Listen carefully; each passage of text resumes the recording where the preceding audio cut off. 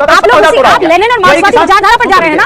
आप ये आप वही विचारधारा कह दीजिए ना कि हाँ हम लेफ्टिस्ट विचारधारा के तहत चलेंगे। सुन लीजिए, अरे मेरी बात सुन लीजिए। मैंने कहा किसान की उनकी लागत का गेहूं पैदा करता है, अनाज पैदा करता है, चावल पैदा करता है, उसका लागत नहीं मिलेगा, लेकिन सोने का दाम 35,000 तोले। अरे ये किसी ने मना किया है क्या? उस सिस्टम को दुरुस्त कर सकते हैं, पर आप ये कह रहे हैं कि उद्योगपतियों से उनका पैसा छीनकर बाकी तमाम जो कमाने वाले वेल्थ क्रिएटर्स हैं उनसे उनकी वेल्थ छीनकर, ये कैसे कर सकते हैं? ये कैसे कर सकते हैं सर?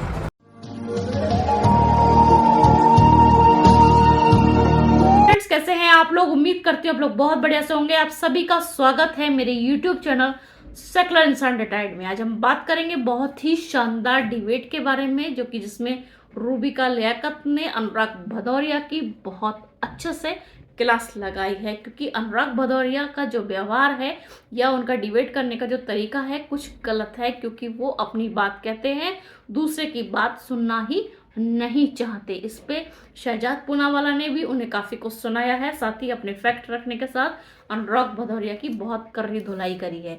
वीडियो बहुत इंटरेस्टिंग है, साथ ही मजेदार भी है। आप वीडियो को पूरा देखिएगा, स्किप मत कीजिएगा। और जो लोग मेरे चैनल पर अभी नए हैं तो मेरे चैनल को सब्सक्राइब कर लीजिए, जिससे कि आने वाले वीडियो के नोटिफिकेशन आपको समय रहते मिल सके। फ्रेंड्स, तो बिना देरी करे शुरू करेंगे आज का हम ये वीडियो। मामला एक बार फिर से मुसलमानों पर आ टिका है और बार बार ये कहा जा रहा है कि इतने वर्षों तक मुसलमानों को सिर्फ टोपी पहनाई गई, मुंह में खजूर दिया गया और ताली बजाकर कहा गया हम तुम्हारे साथ हैं। लेकिन असल में अगर उनको कहीं फायदा मिला है तो वो बीजेपी कह रही है हमारे राज में मिला है। पीएम मोदी गिना रहे थे, हज कोटा गिना रहे थे, बगैर महरम के महिलाओं का हज पर जाना गिना रहे थे, बाकी तमाम दूसरी सहूलतें मुसलमानों को जो मिली है मोदी सरकार में वो गिना रहे थे। आप सिर्फ मुसलमानों को डराने का काम करते हैं। कल शाम मेरी गली में एक नेता आए, बोले हाथ जोड़ के मुझे वोट दे दो। मैंने उनसे बोला आप किसानों का दर्द ले जाओ, महिलाओं की तकलीफ ले जा, युवाओं की परेशानी ले जा। तो वो बेचारे सन्नाटे में आए और मुझसे हाथ जोड़े और हमने उनको बोला bye bye bye bye bye bye. वो चले गए। न जो युवा है, जो छात्र है, उसकी उदासी के बारे में सुनना चाहते हैं, कुछ नहीं सुनना चाहते, और न उनकी समस्या का समाधान करना चाहते। तो ये जो समस्याएं हैं, इस समस्या पे बात ना हो जाए, इस समस्या पे चर्चा ना हो जाए, इसलिए दुनिया भर की समस्याएं नहीं पैदा करती है भारतीय जनता पार्टी, नई समस्या पैदा कर रही है जनता। आप कह रहे हैं ये मूल मुद्दा है। हाँ। वो ये कह रहे हैं कि आप लोगों का मूल मुद्दा ये है कि आप लेफ्ट की विचारधारा को अपनाते हुए, कांग्रेस लेफ्ट की विचारधारा को अपनाते हुए आपकी मेहनत की कमाई, आपका गहना, आपका जितना जमीन जायदाद है उसका सर्वे करेगी और उसके बाद वो सब में एक सरीका बांट लेगी। लेकिन यहाँ कोई मेहनत नहीं देखी जाएगी कि किसने किसकी मेहनत कितनी की है और कितना कमाया। मुझे इस पर जवाब दीजिए ना, जो आरोप आप पर वो लगा रहे हैं, क्या ये होगा? जवाब दे रहा हूं। इस देश, सुनिए, किसानों की इनकम दुगनी करने की बात की थी, नहीं हुई ना। अब हमारी सरकार आएगी तो होगा। 1% लोगों के पास में देश की 40% संपत्ति है। क्यों है भाई? और लास्ट 10 सालों में धन्ना सेठों की 280% संपत्तियां बढ़ी। क्यों बढ़ी भाई?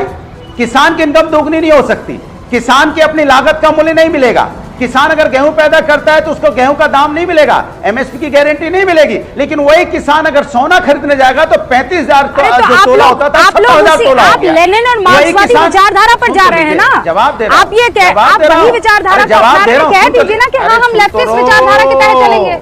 सुन लीजिए, अरे मेरी बात सुन लीजिए। मैंने कहा किसान की उनकी लागत का गेहूं पैदा करता है, अनाज पैदा करता है, चावल पैदा करता है, उसका लागत नहीं मिलेगा, लेकिन सोने का दाम 35,000 तोले। अरे ये किसी ने मना किया है क्या? उस सिस्टम को दुरुस्त कर सकते हैं, पर आप ये कह रहे हैं कि उद्योगपतियों से उनका पैसा छीनकर बाकी तमाम जो कमाने वाले वेल्थ क्रिएटर्स हैं उनसे उनकी वेल्थ छीनकर, ये कैसे कर सकते हैं? ये कैसे कर सकते हैं सर? मैं तो कह रहा हूँ नहीं, ये कैसे हो सकता है कि नहीं कुछ लोगों की संपत्ति बढ़ रही है अचानक और यहाँ पे जो गरीब होता चला जा रहा है, या किसान की इनकम 27 रुपए पर डे रह गई है। चले जा रहे हैं। अगर मान लीजिए कोई गलत तरीके से संपत्ति को क्रिएट कर रहा है तो उसकी जगह सलाखों के पीछे होनी चाहिए। लेकिन कोई मेहनत से अगर कोई कानून का पालन करते हुए अपनी संपत्ति बना रहा है तो आप कोई उससे थोड़ी वापस लेके और सब जगह बांट लेंगे। ये कहाँ तक जायज होगा? आप जिस सिस्टम की बात कर रहे हैं, मैं बार बार कह रही हूँ, लेफ्टिस्ट विचारधारा है। ओके अनुराग जी, बस एक सेकंड रुक जाइए, इसका जवाब शहजाद पूनावाला देंगे। अरे सुन लीजिए, नहीं ओके नहीं चलेगा, ओके नहीं चलेगा, जवाब सुनना पड़ेगा। नहीं ओके क्यों होता है? ओके नहीं है, आप रुक जाइए, जवाब मिलेगा। आप पहले आप वाजपेयी जी, आप पहले वाजपेयी जी, फिर मैं आऊंगी आपके पास। वाजपेयी जी, अरे विपक्ष को इतना समय दिया और कितना समय दूं सर? रेशियो के मुताबिक आपको वक्त से ज्यादा वक्त दे दिया है मैंने, लेकिन शहजाद पूनावाला पहले 30 सेकंड में संक्षेप में ये जो कह रहे हैं उसका जवाब दीजिए। और उसके रूबिका जी देखिए, इन्होंने महिलाओं की बात की, तो यही महिलाओं का अधिकार छीनने की तो बात कांग्रेस का मैनिफेस्टो कर रहा है, ये कहकर कि हम लोग पर्सनल लॉ अर्थात शरिया अर्थात 3 तलाक को वापस लागू करेंगे। संदेश खाली पर भी चुप रहे और नेहा के हत्यारे फयाज को भी सेकुलर संरक्षण कैसे दिया जा रहा है कर्नाटका में, हम देख ही रहे हैं ना। कौन गया उनसे मिलने? नड्डा जी गए, सीबीआई की मांग की, इन्होंने क्या किया? लव अफेयर बताकर उसको गायब कर दिया।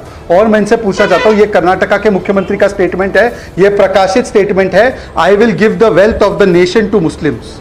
ये किस प्रकार की राजनीति है? और ये समाजवादी पार्टी क्या बोलेगी? इन्होंने तो 2012 के मैनिफेस्टो में रूबिका जी लिखा था कि आतंकी एक धर्म के होंगे तो छोड़ देंगे, फिर छोड़ना शुरू किया था, हाई कोर्ट ने रोक लगाई थी। याद है वाला नसीब लास्ट क्या अपराधियों को छोड़ने का प्रयास किया था अखिलेश जी ने, और हाई कोर्ट ने कहा था कि कल पद्मश्री भी दे देंगे क्या इनको? तो ये वो लोग हैं जो वोट बैंक की राजनीति में आतंकियों के भी समर्थन में उतर जाते हैं। देखिए मैं पूछ रहा हूँ मणिपुर की बेटी के बारे में चिंता नहीं है क्या? मणिपुर की अपनी हमारी बेटियां नहीं है क्या? बीएचयू की बेटियां हमारी बेटियां नहीं थी क्या? ये पहलवान महिला जो देश का गौरव बढ़ा रही थी, उनको रोड पे घसीटा गया, उसके बारे में तो सबके मुंह में दही जम गया था क्या? वो बेटी देश की नहीं थी क्या? हाथरस की बेटी देश की बेटी नहीं थी क्या? उन्नाव की बेटी यूसीसी के साथ या यूसीसी के खिलाफ हुआ? आप महिलाओं के बारे में कुछ बोलोगे नहीं? सवाल है, बारे भैया, बारे बीजेपी, बधाई भैया, क्या बात है। जी, मैंने मुझे पहलवान महिलाओं के साथ अन्याय हुआ, खुश हो जाइए, पर ये बहुत सेंसिटिव टॉपिक है। और मैं आप दोनों को रोक रही हूँ, मैं आप दोनों को रोक रही हूँ। लगी आपको आज की वीडियो? देखा आपने यहाँ पे रूबिका लियाकत ने कितने अच्छे तरीके से इनको समझाया है, साथ ही अनुराग भदौरिया जो कि भौंकला उठे हैं उनको भी सबक सिखाया है।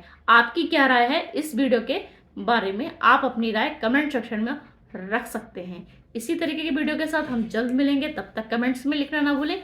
जय हिंद।